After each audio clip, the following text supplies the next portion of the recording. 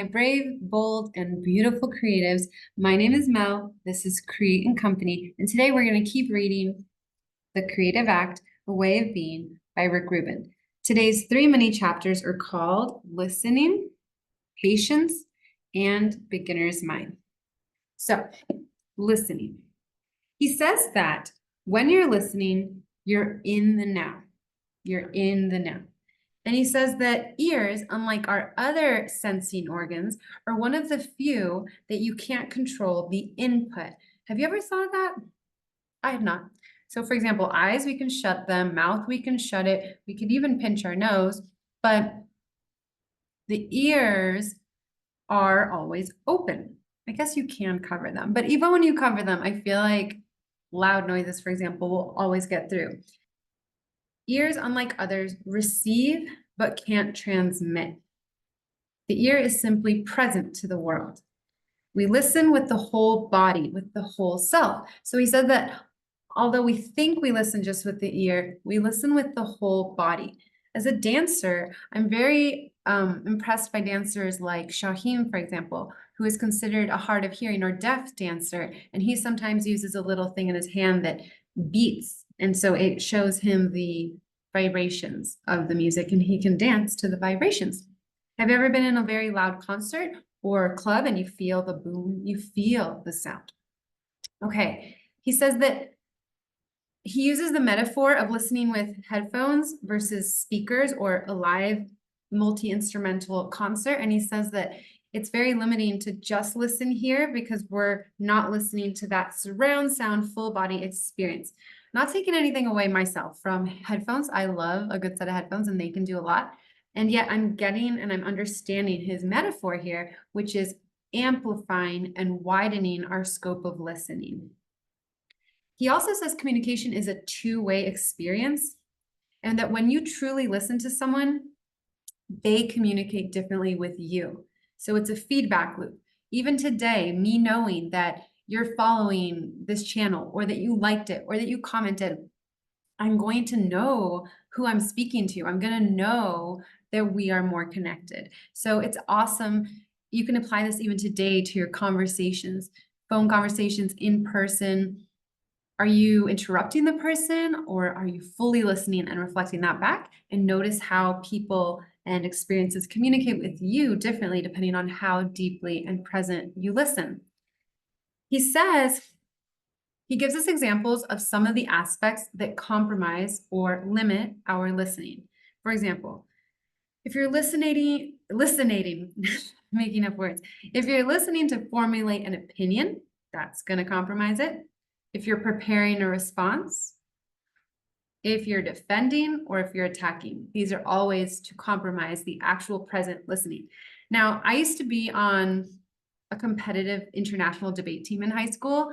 And so I was programmed for many years of training to listen, to prepare a response. That's like what made you apparently a good debater. You would listen and you would quickly know like what you were going to ask and what you were going to refute and attack and defend. And so in a way, I have unlearned a lot of that type of listening because it wasn't the deep, soulful, connected listening that I feel serves us to evolve in our relationships and society. He finishes that mini chapter by saying, listening is suspending disbelief. I'm pretty sure that got a red sticky because, whoa, how beautiful to give it that definition, that listening is suspending disbelief. And at the very end, he says, listening then is not just awareness, it's freedom from accepted limitations. It's freedom from accepted limitations. And that's a theme we find throughout this book, to find our limitations and get free from them. Regardless of the type of art you're making, listening opens possibilities. It allows you to see a bigger world. Many of our beliefs were learned before we had a choice in what we were taught. Some of them might go back generations and may no longer apply. Some may never have applied. So listen without a preconception of what you're going to hear or what that means or what box it fits in your brain. I have found that a lot of times we think we heard something from a conversation, for example, and then when we go back, let's say something's a heated argument, we go back and we tell the person what we thought they said. And I wish so many of our conversations were recorded in terms of healing, because I have slowed down with people and noticed that they thought I said something else. They heard it differently. I heard it differently. And I have found the ego can do that a lot. So listening is a muscle that we can strengthen for so many reasons. And here Rick Rubin tells us that we can strengthen it for our creative life. So I'm going to read you one more part from the mini chapter of listening. This was really good. If we can go beyond our reflexive response, what's a reflexive response? It's like a knee-jerk reaction. If we can go beyond our reflexive response, we may find there is something more beneath that resonates with us or helps our understanding. The new information might reinforce an idea, slightly alter it, or completely reverse it. Remember how yesterday we looked into the opposite is true? What if listening shows you that there's an opposite that is true? Okay, next mini chapter, patience. There are no shortcuts, he starts. So as many of us that want to get there faster in a shortcut way, he starts off clear and simple saying there are no shortcuts. And he gives the example of reading, especially relevant to this book or any book. Have you ever been reading and you just blinked and you noticed you didn't take in any information from the last few paragraphs or even pages? That shows you weren't patient. And that's a mix of a few ingredients. You weren't present, you weren't paying attention, etc. And we're not here to shame that. It's just how amazing that when we try to hurry, or when we're trying to do two things at once, like think about this and read. Reading is a wonderful metric, like litmus test, to if we are present and if we are patient or not. And so here he says to go back and reread those pages and to be deliberate about that. He says, he uses a beautiful visual. He says, like, imagine if we did everything with the patience and attention of landing a plane instead of doing it like in a hurry. He says that what's happening in society is that our quest for efficiency has been discouraging us to look more deeply into everything we do and say and create. And I agree with that. I think fast culture, fast food, and fast, like those promises that a lot of YouTubers give us or coaches or teachers that like with this one course, you'll finish this and that you'll speed through this. I think we give too much attention to like how quickly we create things instead of how authentically we create things. Or as he said earlier in the book, he talked about what if our more interesting or like, what if our better goal is how much we enjoy the process and how much we continually create and how much we are in flow, for example. So he says that the equation he shares with us is that deliberate action plus repetition gives us deeper insight. And he says impatience, I liked this wording, impatience is an argument with what is. If anyone here is a fan of Byron Katie, another author and teacher I absolutely love, she has a book called Loving What Is. And here, Rick Rubin is on a similar wavelength and says that impatience is an argument with what is, because it's saying, hey, I don't want to be here. I want to be tomorrow. I don't want to be in this part of the process. I want to be finished. I want to be famous. I want to be A, B, and C. And like, it's not liking or accepting where you are with an extreme hunger for later. And so that he shows us more clearly what impatience is. And then the paradox, and you know you've experienced this one, is wanting to speed up to get more ahead with these shortcuts and with this hurry can often make things take longer. Has anyone been in a hurry and dropped something and broken it or left their keys or crashed? I have. And so when you're in a hurry, you can often take way longer because of what you invite in that less conscious process. He goes on to say, you can't force greatness to happen. So be patient. You can't force greatness to happen, but we can invite it in and await it. It is a process of continual welcoming. So that's the new equation that he is inviting us to try on. Instead of hurrying and forcing and being annoyed with where we are, and being impatient and making what is now wrong, he says, hey, what about inviting greatness in and awaiting it, a continual welcoming? And we finish this summary of this mini chapter with the suggestion to remove time from the equation of a great work's development and of your development as an artist. So what if time went out the window and it's not about how long it takes? What about if we nurtured patience instead? Next mini chapter, beginner's mind. The first couple pages in this mini chapter are an anecdote about the ancient Chinese game called Go.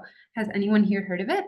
I've seen it, but I've never played it. And he says that there was a computer that was programmed to learn how to play Go. Have you all heard of like computers that play chess against humans that are the top players in the game? Well, they did this with the game Go, and they were surprised because the computer, instead of doing one move that humans would have expected or another move that humans would have expected, it did a third move that no human had ever like done or expected, and he won against that the human that was like the reigning winner, and that human was so taken aback he even like retired from the game.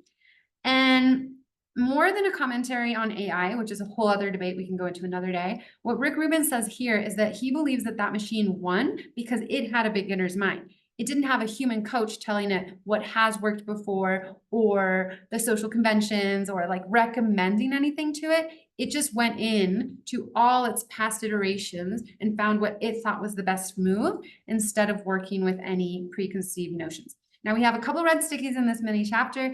It says, this is beginner's mind, one of the most difficult states of being to dwell in for an artist, precisely because it involves letting go of what our experiences have taught us. So it seems so backwards. He goes on to talk about how sometimes we think that knowing more is more helpful, but actually he says sometimes knowing less is more helpful. Have you ever heard like if you don't know, well, he talks about how like if you don't know the challenge ahead, that might be the best way to overcome it because you're not so bogged down by the negative that you think could happen. Yeah, he says it here. We tend to believe that the more we know, the more clearly we can see the possibilities available. This is not the case. The impossible only becomes accessible when experience has not taught us limits. Did the computer win because it knew more than the grandmaster or because it knew less? So, in a sense, brings forth innovation, he says. A lack of knowledge can create more openings to break new ground. So you might be like, yeah, but how do I unknow what I know? Well, he says to treat every experience as if though it were your first. And you can do that with your imagination. One of my recommendations is you can stop doing something for a long period of time so that when you come back to it, it feels new. And he says that the past can be a teacher offering tried and true methods, familiarity with the standards of the craft, awareness of potential risks, and in some cases, virtuosity. It lures us into a pattern that absolves us of the opportunity to engage innocently with the task at hand. Innocently, something like more lightly, like not thinking something is going to be the way it's always been. So we're almost wrapping up here. Try to experience everything as if it were the first time. If you grew up in a landlocked town that you never left, the first time you traveled and saw the ocean would likely be a dramatic, awe-inspiring experience. Have you been to the ocean? I know some people who had not been, and then they went as adults, and it was so cool to re-see the ocean through their fresh eyes. If you spent your whole life living near the ocean, your experience of it would almost certainly be less dramatic. When you see what's present around you as if for the first time, you start to realize how astonishing it all is. As artists, we aim to live in a way in which we see the extraordinary hidden in the seemingly mundane. Then challenge ourselves to share what we see in a way that allows others a glimpse of this remarkable beauty.